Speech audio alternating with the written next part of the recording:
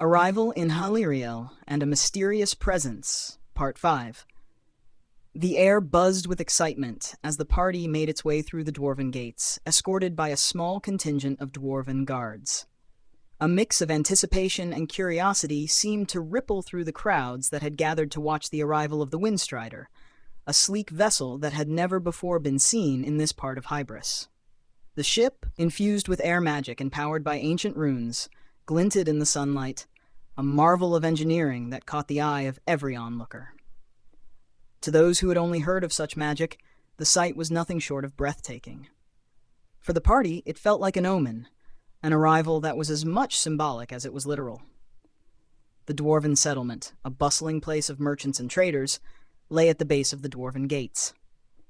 While the party's arrival in this small, lively town was marked with the typical chatter of onlookers, the energy quickly shifted as they boarded the Windstrider. The vessel's propellers whirred to life with a deep hum, stirring the surrounding air, and within moments, the Windstrider lifted from the ground, soaring above the settlement and the Rocky Mountains beyond. The dwarves' murmurs were left behind as the party ascended, gliding over the vast wilderness of Hybris. Below, the rugged terrain of the dwarven lands stretched in jagged expanses, a reminder of the harsh realities they had left behind. For Lucas, Mina, and Thomas, the 2-hour journey provided a chance for reflection. The familiarity of their surroundings was slowly replaced by the unsettling beauty of the unknown. The wind's caress against their faces, and the hum of the ship seemed almost like a warning, a heralding of the unknown challenges that awaited them in Haliriel. But despite the tension that clung to the air, there was a shared sense of purpose. They were headed towards something important, something beyond their control. Their alliance with the elves, though tentative, carried the weight of something larger. Prophecies, destinies, and the unseen threads of fate that bound them to this moment. As they approached the city of Haliriel, the world below them began to change. The rough, craggy mountains that had dominated the landscape gave way to the lush, verdant greenery of the High District. Haliriel lay in stark contrast to everything the party had seen so far. The city's beauty was almost overwhelming, a perfect blend of nature and architecture. The winding cobblestone paths leading toward the citadel were lined with glowing sarin trees, massive, ancient beings whose branches stretched high into the sky, their leaves shimmering in the sunlight as if they were made of gold. The air seemed to hum with an almost magical serenity, a quiet energy that spoke of ages long past. The transition from the harsh lands of the dwarves to the mystical beauty of Haliriel felt like stepping into another world entirely. The elves, with their natural grace and poise, watched the newcomers with keen interest. Their eyes, full of silent curiosity, followed the Windstrider as it made its descent. Though they kept a respectful distance, it was clear that they regarded the party with more than a passing interest. There were no words exchanged, but the gazes of the elves were enough to convey their thoughts. These were not ordinary travelers. No, the group had come for something far greater.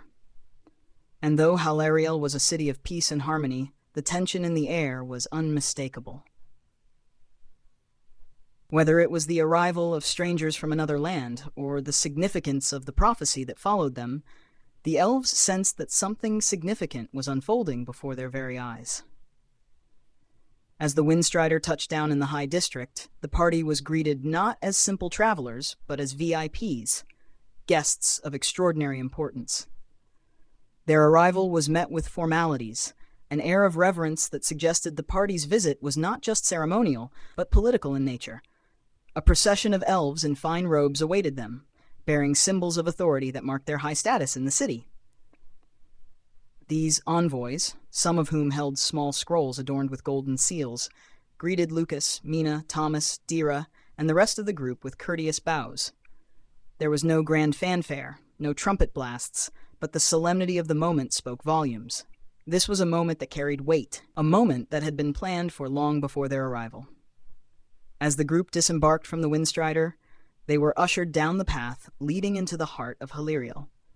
Their surroundings were a mixture of awe-inspiring beauty and quiet grandeur.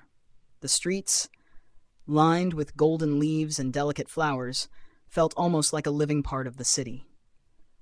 Everywhere they looked, the elves were going about their business with a serene calm, their eyes occasionally lingering on the newcomers with quiet curiosity.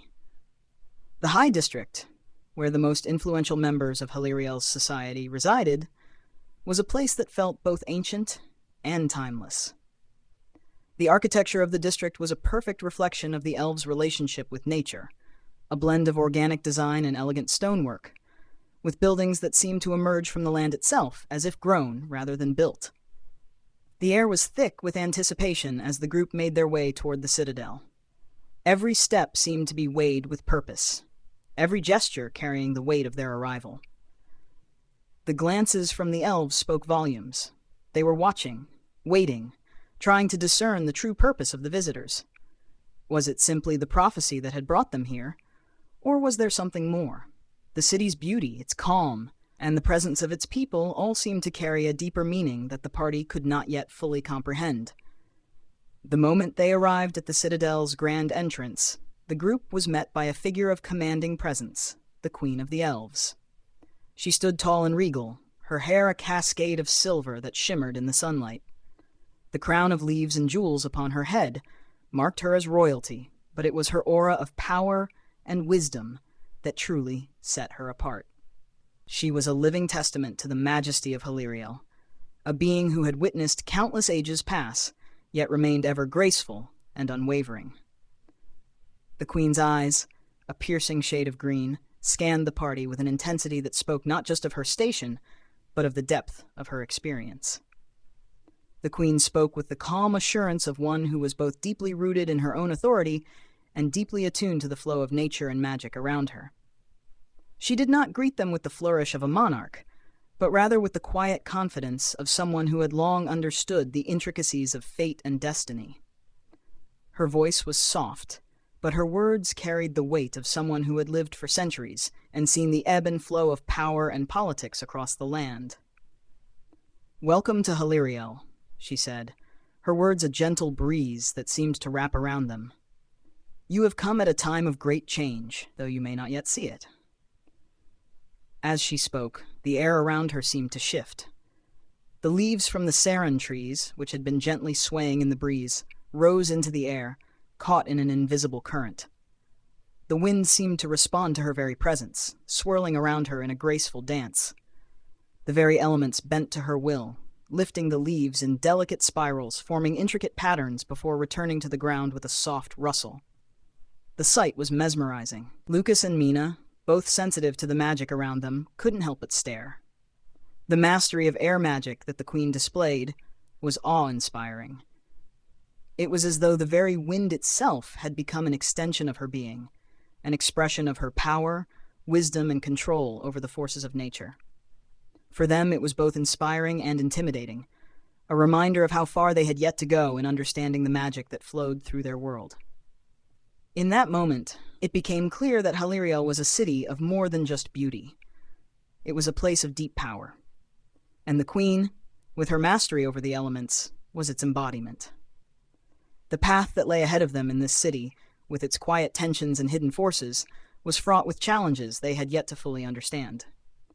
The peace and beauty that surrounded them masked the complexity of the politics, magic, and prophecies that would soon demand their attention.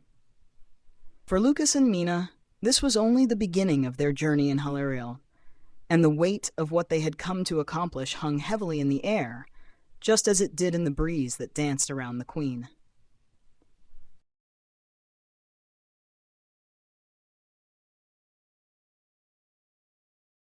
The stillness of Haliriel was at once soothing and unnerving.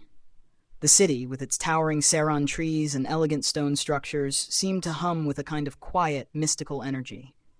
Its beauty was undeniable, and its serene atmosphere offered a welcome respite from the trials the party had endured. After their long journey through the rugged lands, the smooth cobblestone streets and majestic architecture of the High District felt like a dream. It was a moment of peace, albeit one that Lucas, Mina, and Thomas couldn't fully embrace. Beneath the surface, a gnawing unease tugged at them, a feeling that something was waiting just beyond their reach, ready to emerge. The Queen's hospitality, though gracious, carried an air of formality that left the party members uncertain. They were treated with the utmost respect, but there was no warmth in the welcome, only duty. The elven leadership seemed to regard them with both curiosity and caution, their every action measured and precise. The tranquil beauty of the citadel, which had initially filled the party with awe, now felt like an elaborate facade. Despite the quiet grace of the place, something deeper lurked beneath the surface, and they could sense it. As Lucas and Mina settled into their quarters, trying to acclimate to the strange new environment, an unsettling shift began to occur. It started subtly, an instinctive feeling that something was changing within the telepathic connection they shared. It was as if their bond, which had once been stable and predictable, was now vibrating with an unfamiliar energy. At first, it was a mere flicker, a whisper in their minds, but soon it grew more intense. Lucas was the first to notice. He had grown used to the subtle hum of thoughts that accompanied his telepathic abilities, but this was different. He felt something foreign, a presence that seemed to be on the edge of his awareness, just out of reach. The sensation was faint, but undeniable. He paused, his focus narrowing.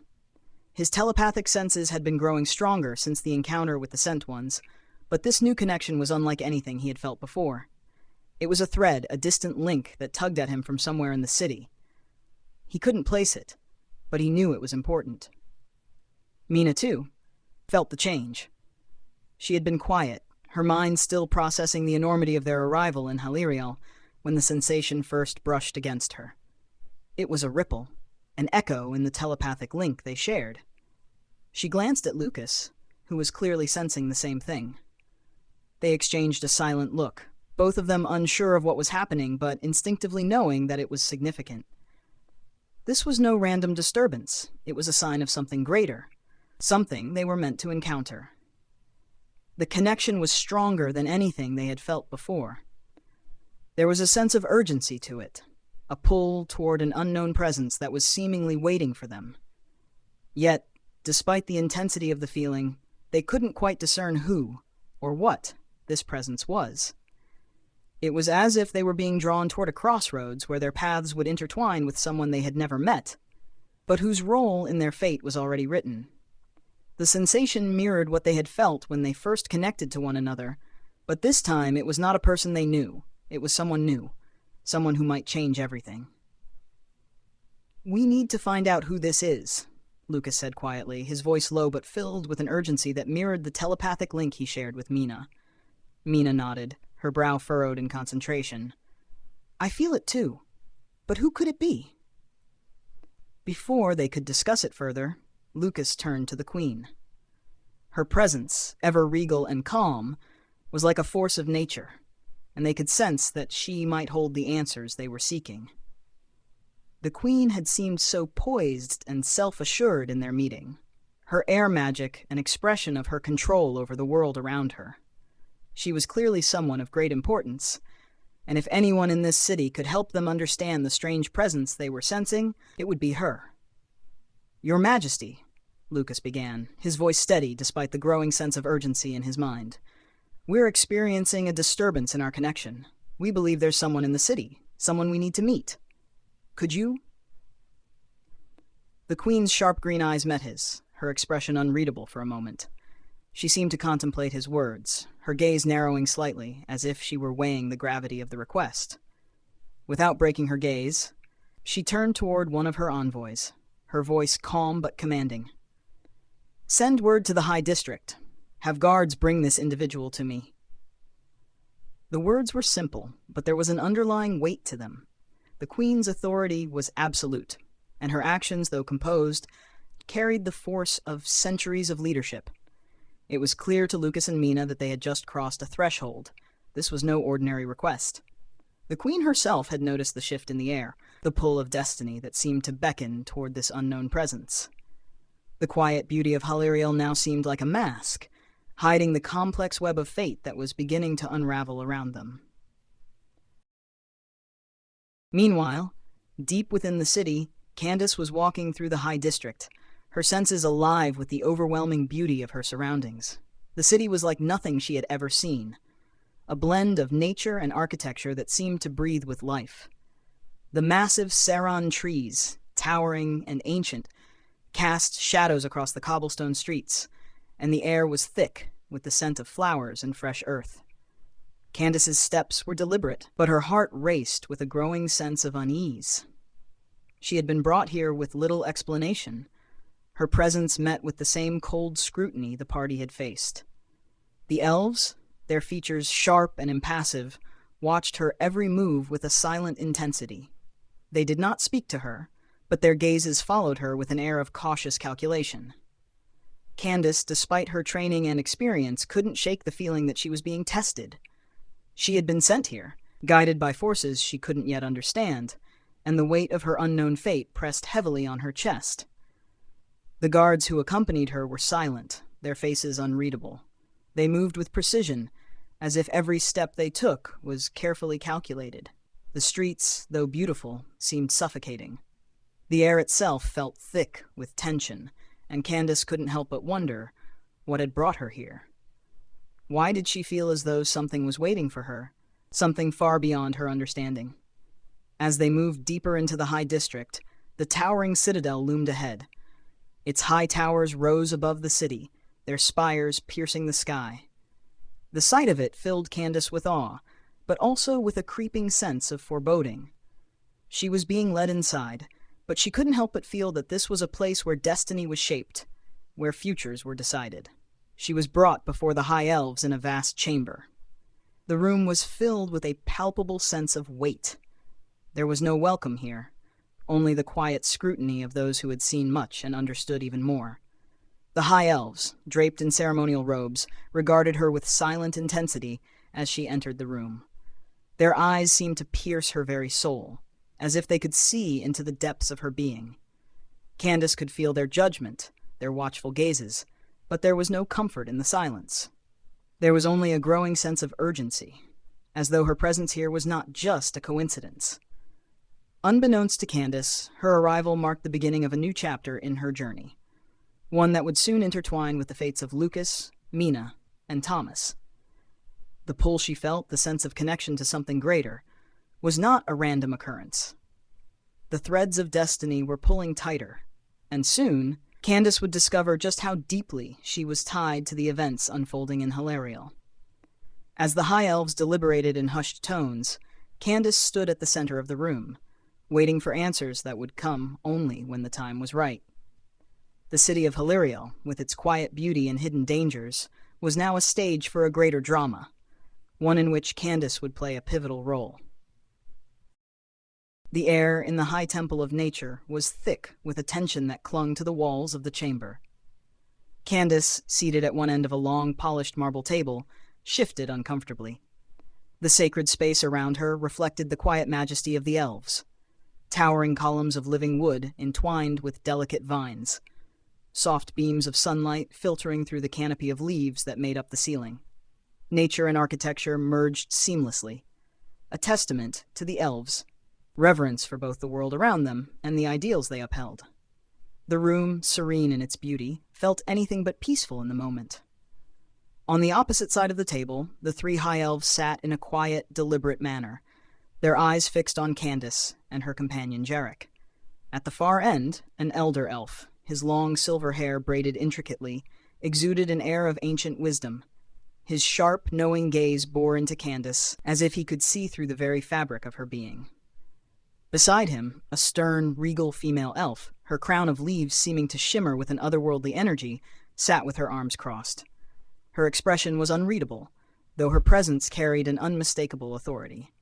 To their left, another elf, his features soft yet powerful, seemed to hold an almost intangible depth, his gaze both inquisitive and cautious. Together, they made a formidable council, one that seemed to exist outside the realm of ordinary mortals. Candace's eyes flicked nervously from the high elves to Lucas, Mina, and Dira. The others were seated further down the table, their faces tense with uncertainty. There was an unspoken understanding between them. They were all part of this larger story now. Yet, as Candace scanned their expressions, she realized that the weight of the moment was not shared equally. She could feel their eyes on her, heavy with curiosity and judgment, but also with something else, an underlying sense of shared fate. The tension in the room was suffocating, and Candace could not escape the feeling that her presence here, however unforeseen, was part of a plan much larger than herself. The High Elves, as much as they presented an image of calm, were not just observing her. They were testing her. Candace could feel it, the way their gazes shifted with intent, the way their voices remained soft and measured, as though every word they spoke held deeper meaning. They were trying to determine something that went beyond mere answers. It wasn't just about who she was or what she had come to do in Haliriel. It was about whether or not she was the one Lucas had sensed. The presence that had begun to grow in his mind, faint at first, but steadily becoming clearer. The air around her seemed to hum, as if the very essence of the room were reacting to the force of this deliberation. It was clear to Candace that something far more important than her own understanding of the situation was at play here. As the High Elves discussed in hushed tones, their deliberations grew quieter, more focused. She could sense their scrutiny deepening. What were they looking for? What was the test they wanted her to pass? Candace turned to Jarek, leaning in slightly, her voice barely a whisper. "Why are we here, Jarek? What do they expect from us?" Jarek's eyes, usually so steady, flickered with uncertainty. He had been brought here by the Queen's command, but even he had no clear understanding of what lay ahead. "I don't know, Candace," he murmured, his voice tinged with concern. "But whatever it is, they won't tell us until they're certain. They have their ways, their tests. You're part of something bigger now. I'm sure of it." Candace's mind whirled with questions. How could she be part of something larger than herself when she barely understood her own place in the world? She had come to Haliriel in search of answers, but now she realized that the answers she sought were not easily within reach. There were forces at work, forces much older and more powerful than she had ever imagined, that were shaping her destiny in ways she could not comprehend. She glanced again at the faces of Lucas and Mina. The connection they shared was clear now, as was the fact that their fates were intertwined with hers. But how? What did this mean for her? For them? The weight of their gazes, both compassionate and expectant, only deepened her unease. She had come here to find herself, but she was beginning to realize that she was only at the beginning of a much larger journey. Meanwhile, Lucas and Mina, seated across from Candace, were quietly observing. The link between them had deepened since their arrival in Haliriel, and now, as they shared the same space with Candace, their telepathic connection became even more intense. Through the fog of their shared thoughts, they could sense her presence more clearly, the pull that had drawn them together. But there was something more, something hidden within her that they could not quite grasp. It was as if Candace, too, was a piece of a puzzle they could not yet see. Through their shared connection, they felt the same curiosity, but it was tinged with unease. They had sensed something in Candace from the moment she arrived, the faint connection that tied her to them. But what did it mean? Was this the beginning of something they could not control? Or was Candace merely a pawn in a much larger game? Lucas's mind raced as he tried to piece together the significance of it all. The presence he had sensed before. Was this it? Was this the person he had been waiting for? He reached out through their telepathic link, seeking some clarity from Mina. "Do you feel that too?" he asked, his thoughts sharp and tinged with urgency. Mina responded almost immediately, her voice echoing in his mind. "I do, but I don't understand it. There's something important about her. I can feel it. She's tied to us." "Somehow," Lucas replied, uncertainty creeping into his thoughts. "But how?" "I don't know," Mina answered, the faintest hint of fear coloring her words. "But I think we're meant to find out. Together." Candace, seated quietly, could not hear their telepathic exchange, but she could feel it, the pull, the connection between them. It was subtle, but undeniable. It was as if the very air around them vibrated with the weight of fate, and Candace could not escape it. There was no escaping the growing awareness that whatever role she was meant to play in this unfolding drama, it was not a simple one. The tests she was facing were only the beginning, and the choices she made here would set the course for everything that was to come. The chapter ended in a thick, expectant silence. The High Elves continued their deliberations, their faces unreadable, as Candace sat in the heart of the chamber, still trying to grasp the enormity of the situation. Lucas and Mina, connected by their shared telepathic bond, could sense her uncertainty and fear, but also the strength beneath it. And yet, no one knew the full extent of what was to come. All they knew was that their destinies had converged in this moment, and that the choices they made here, whether they realized it or not, would shape the future of not just their lives, but the fate of all those who called Haliriel home. The storm was coming, and with it the unveiling of secrets they were not yet ready to face.